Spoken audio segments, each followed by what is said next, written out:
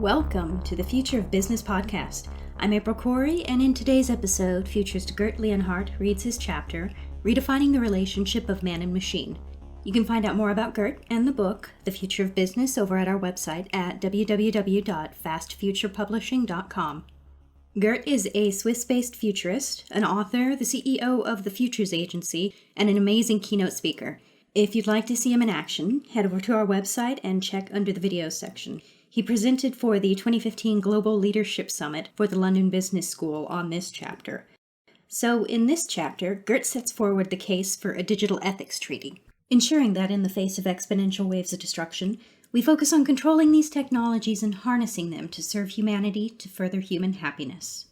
Here's Gerd reading his chapter, Redefining the Relationship of Man and Machine from The Future of Business. Hello, this is Gerd Leonhard, futurist, author and CEO of the Futures Agency.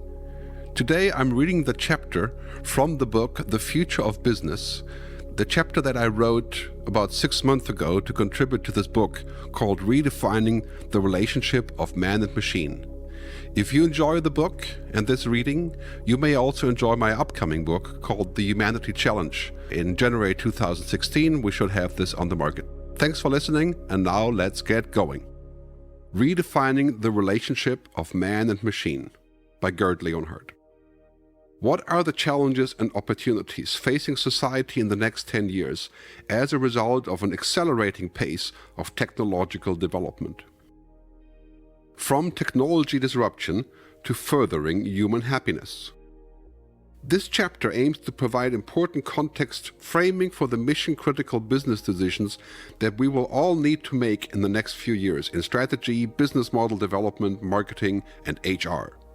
Remaining relevant, unique, purposeful, and indispensable in the future is obviously a key objective for every business everywhere, yet technology will no doubt continue to generate exponential waves of disruptions at an ever faster pace.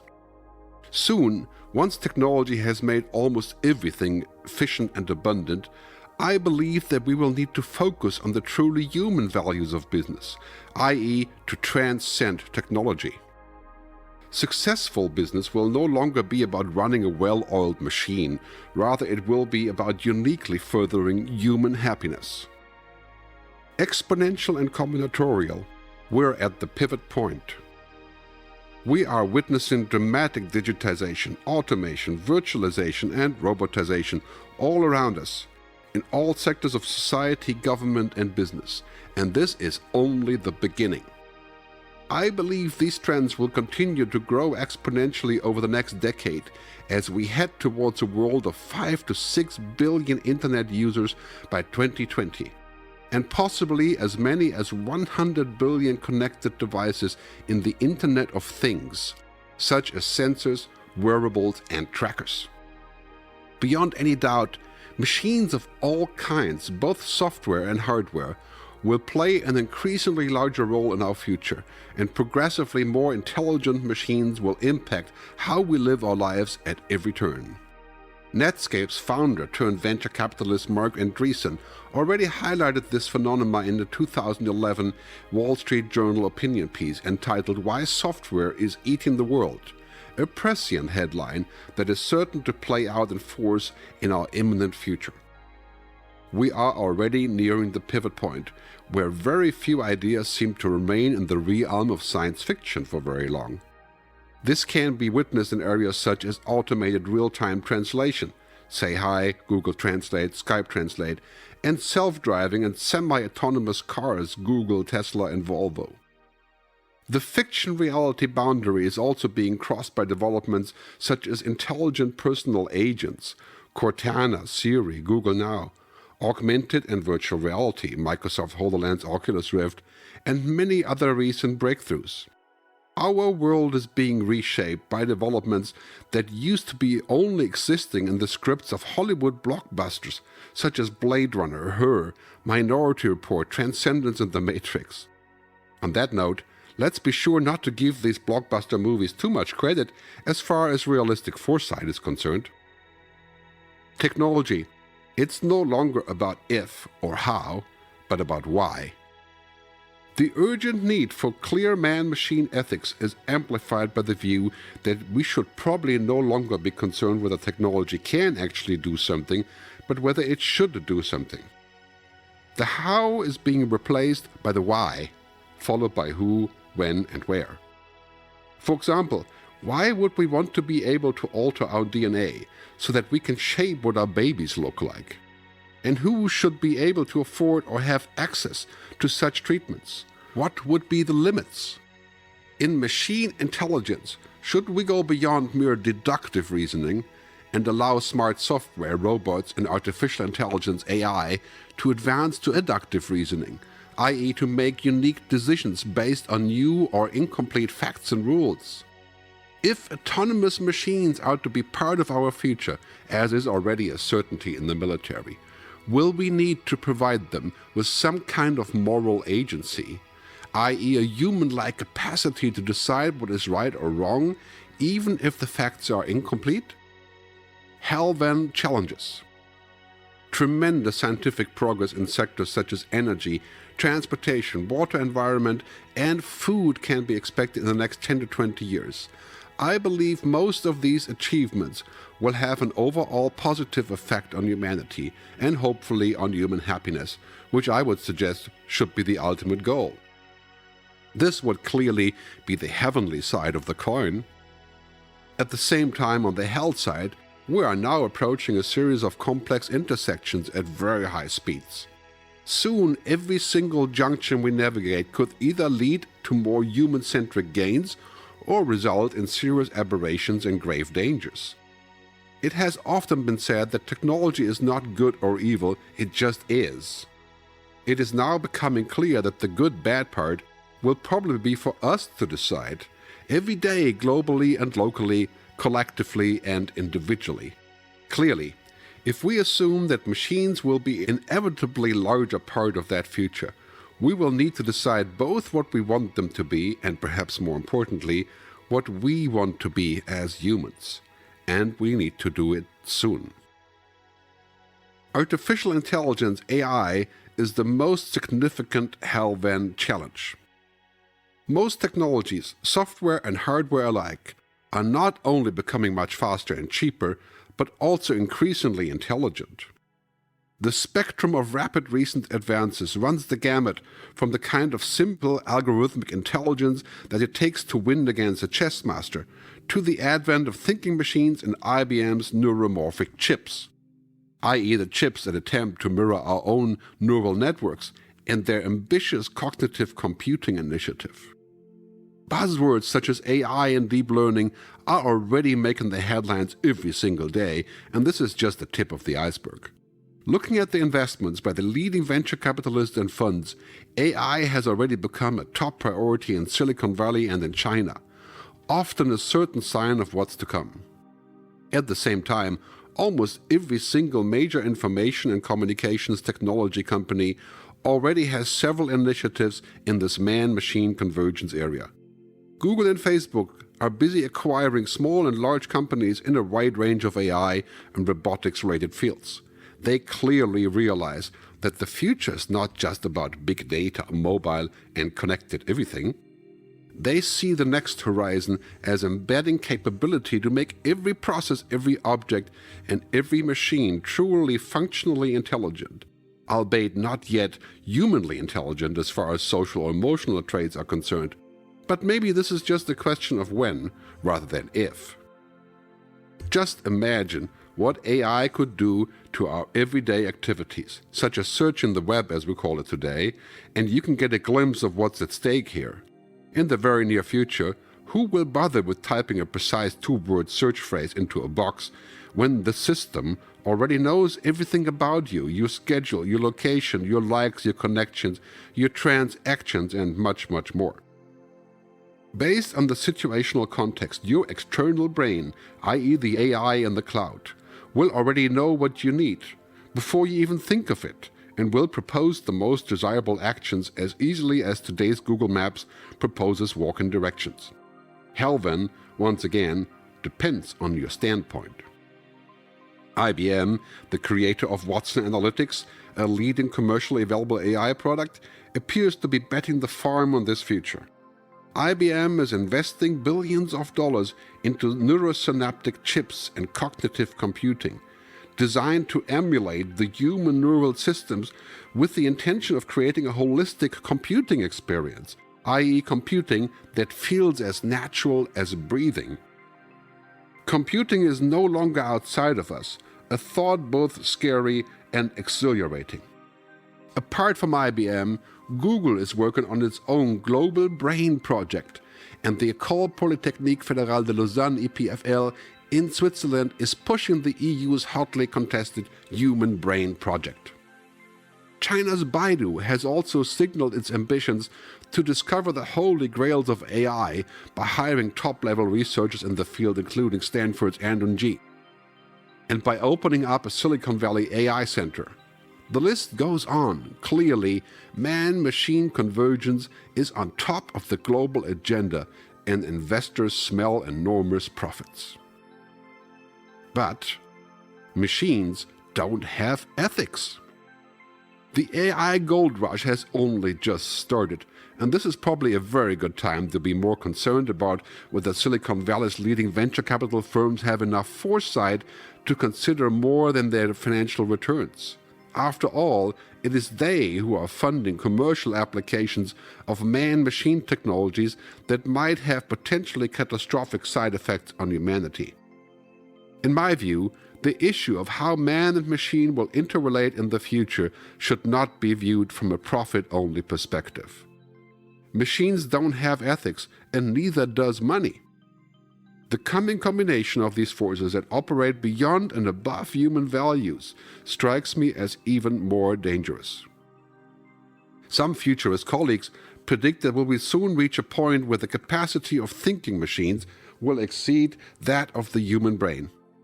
A point that Ray Kurzweil, scientist and author of How to Create a Mind, calls the singularity, with 2029 as the likely ETA. At this point, if not earlier, even larger and deeply wicked problems will emerge. For example, if we maintain that technology does not and will not have ethics, it would probably be downright stupid for anyone to expect that any current or future software program, machine or robot, would be able to act based on human morals, values, or ethics. Thus, the morals of machines will emerge as a major factor in the future of humanity, and the issues around what I call digital ethics will quickly become more essential as technology spirals into the future. Every algorithm will need a humorism. I coined the humorism neologism in 2012 as a wordplay that riffs off algorithms, because I believe that the chains of logic, formulas, and if this then that rules urgently need to be paralleled with corresponding systems of ethics, values, and assumptions, and new, if we believe this, then we must do that rules. I believe that every time we offload a task to an algorithm or a machine, we will also need to think about what kind of humorism we need to offset the side effects, i.e. how to best deal with the unintended consequences which are certain to arise. For example, we may eventually come to the conclusion that commercial airliners can indeed be better piloted by software and robots than by human beings. Most research already indicates that this is indeed the case. But if so, we must certainly think about how the passengers will feel about traveling inside a large metal tube that is steered entirely by a robot. This may well be a typical case of where efficiency should not trump humanity. Who's serving who? The trap of machine thinking.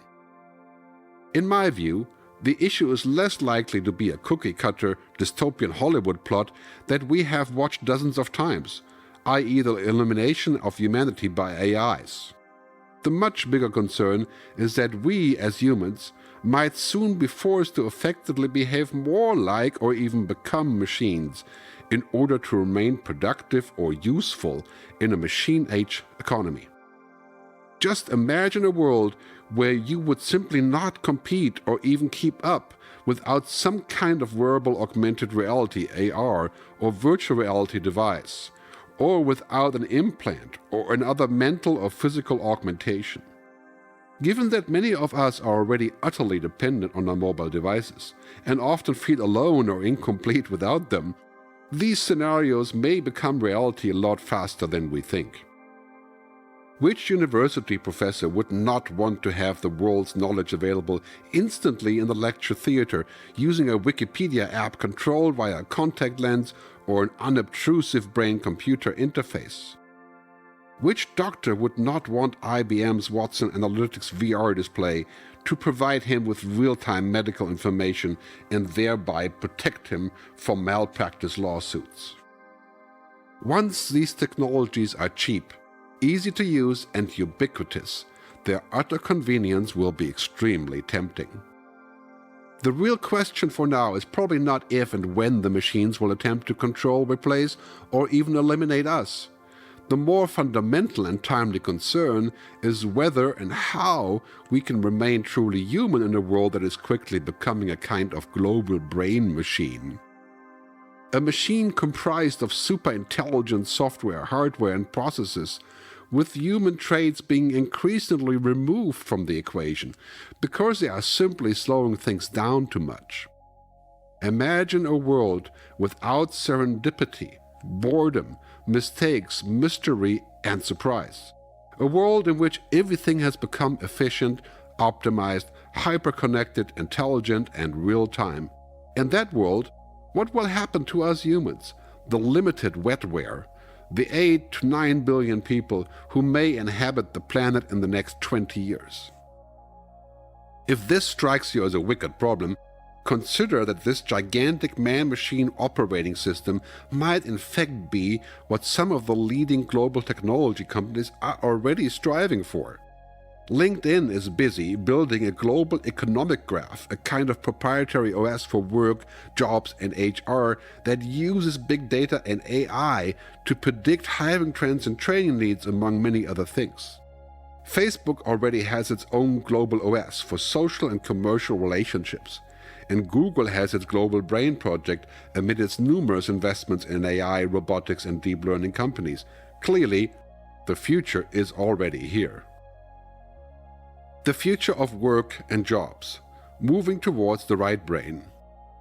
We now have to face the distinct possibility that as machines rapidly become more capable of doing what we used to do, particularly with our left brains, we will probably need to become more human and increasingly less like machines. Ironically, this is completely the opposite of what traditional MBAs looked like, avoiding emotions, limiting imagination, and sticking to schedules and plans. If you believe that non-algorithmic, i.e. emotional or subconscious factors such as trust, purpose, ethics, and values will remain at the core of human societies in the foreseeable future, this will clearly put a much stronger emphasis on the right brain. Education, training and learning will be changed forever as a consequence, and we are already seeing the tip of that iceberg emerging. What if, in the near future, many routine business activities or operations are actually handled by algorithms and intelligent agents acting on our behalf? In sectors such as procurement, logistics, or telecommunications network management, it might well be possible to have intelligent, self-learning software and reasoning robots take care of 50 to 100% of the frequent and repetitive tasks within just a decade from today. This would obviously lead to huge increases in efficiency and potentially massive cost savings, bringing much lower prices for consumers, but also a crushing commoditization for those companies and people that currently provide those services. Clearly, human operators cannot and should not compete here. The only way for us is to move up the food chain, i.e. above the API. Who will have stewardship and control? Some urgent questions arise as we enter the age of man-machine convergence. Who will actually have stewardship of these issues? Who is in charge of what is ignored, allowed, or sanctioned? Should it be trusted to the likes of the Defense Advanced Research Projects Agency, DARPA, or the United Nations? If this is not just about technology and business, but also about ethics, values, and culture, who would have authority over these matters? What will happen to our collective cultural and social concerns, i.e. those beyond the commercial agenda? How will our social contracts change because of this? And will these achievements make us happier? The challenges of unintended consequences. In my view, unintended consequences of exponential technological progress are by far the biggest challenge that we will need to tackle in this coming age of smart machines, and hopefully not our final invention, as James Barrett presents in his brilliant 2013 book.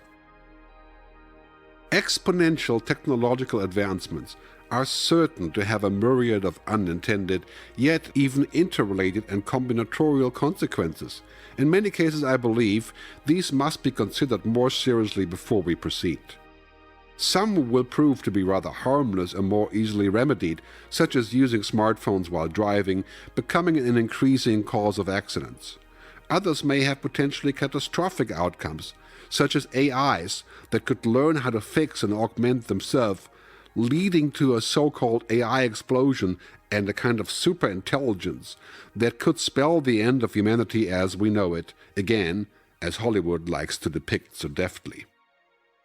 Drones also make for a very good example here. There's certainly some logic in augmenting or even replacing postal and delivery services with drones in urban areas or even in places that lack infrastructure, such as Africa.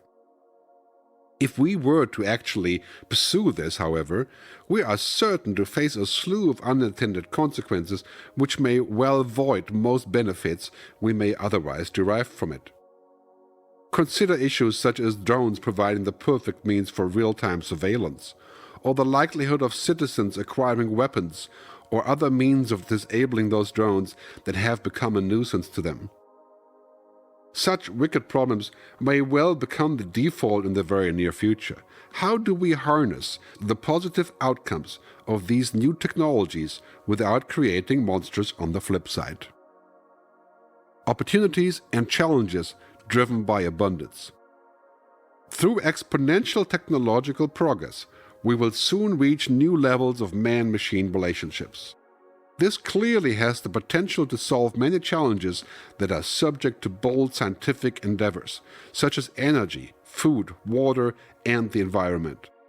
Connecting everyone and everything, the Internet of Everything, will generate very powerful network effects that, among many other things, will allow us to further perfect crowdsourcing, crowdfunding, and crowd-peer creation. While this in itself is hardly a panacea, it does enable business models that were impossible before, generating increased abundance at an even faster pace, and quickly challenging our economic logic to the core. As we are already seeing in the debates about Uber and Airbnb. What would be the purpose of increasing consumption if almost everything is abundant? When the price of most goods goes towards zero because they can be reproduced instantly, why do I need to work for a living, and what would my money still buy me? On the flip side, the challenges of actually reaching abundance driven by highly involved man-machine OS will be numerous. For example, we will very likely see potentially dramatic job losses, technological unemployment, on a global scale and especially in the BRICS and civets. This could result in social unrest, increased crime and terrorism born out of sheer hopelessness. There is also the quite real threat of creating a truly perfect real-time surveillance network where nothing, not even your thoughts, would remain private. Finally, there is a dramatic and global rise of machine thinking. This is accompanied by an increasingly popular mindset that treats human idiosyncrasies like storytelling, mystery, boredom, contemplation, and imagination as mostly wasteful and inefficient, and wishes to make an algorithm out of everything. The combined effect of these challenges would certainly be considered a kind of hell that would rival George Orwell's worst fears. Digital ethics are becoming crucial as man and machine converge. To be ready for this coming age of intelligent machines and increasing man-machine convergence, I believe we urgently need to start debating and crafting a global digital ethics treaty. This would delineate what is and what is not acceptable under different circumstances and conditions, and specify who would be in charge of monitoring digressions and aberrations.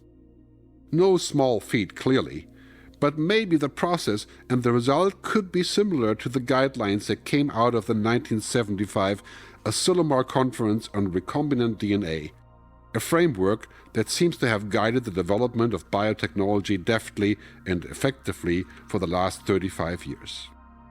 I believe a digital ethics treaty will soon prove to be as important as the nuclear non-proliferation treaties, NPTs, that are already in place, and that have indeed proven to be enforceable, if not entirely without friction.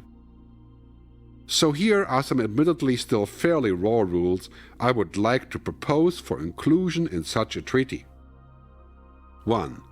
We should not allow humans to actually become technology in the sense of fundamental augmentation of the human body or mind. 2. We should not allow humans to be effectively governed by intelligent technologies. 3. We should not allow the fundamental altering of human nature and the manufacturing of new creatures with the help of technology, such as large-scale genetic manipulation. 4. We should not allow robots and intelligent machines to upgrade, fix, or alter themselves. 5. We should not allow the open or inadvertent discrimination of humans that choose to not use technology to increase their efficiency or competitiveness. 6. We should not require or allow robots to make ethical decisions, i.e., to become sentient or to develop some kind of moral agency. The best way to predict the future is to create it, to quote Peter Drucker, Abraham Lincoln, and Alan Kay. The bottom line is that if you are running a business or an organization today, you will probably encounter these man-machine convergence challenges very soon, or maybe it will be more of a gradually than suddenly event for you. Either way, the future of how we relate to and intertwine with machines is being defined at this very moment, and it raises some fundamental questions. How are you shaping the debate about the future direction of your business? Are you building towards the human future or the machine future? Heaven or hell? How should society seek to shape evolution and ethical governance of technological innovation and the boundaries between man and machine?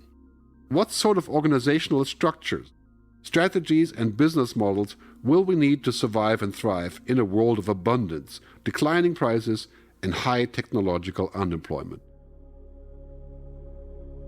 Thanks very much for listening. This is Gerd Leonhard reading the chapter from the book, The Future of Business. Please consider my new book coming out in January or February 2016 called The Humanity Challenge. And see you down the road in the future.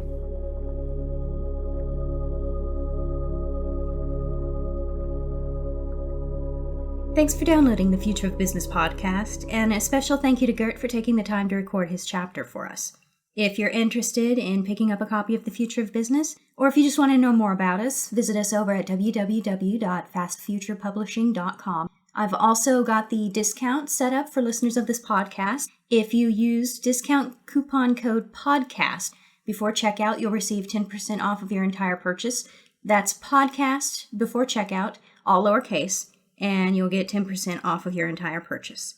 If you're an author and a futurist looking for a publishing company, if you want to contribute to one of our projects, or if you just want to work with us, drop us a line at info@fastfuturepublishing.com. We're always looking for new people to work with and new ideas. Until next time, I'm your host, April Corey, and I'll talk to y'all later.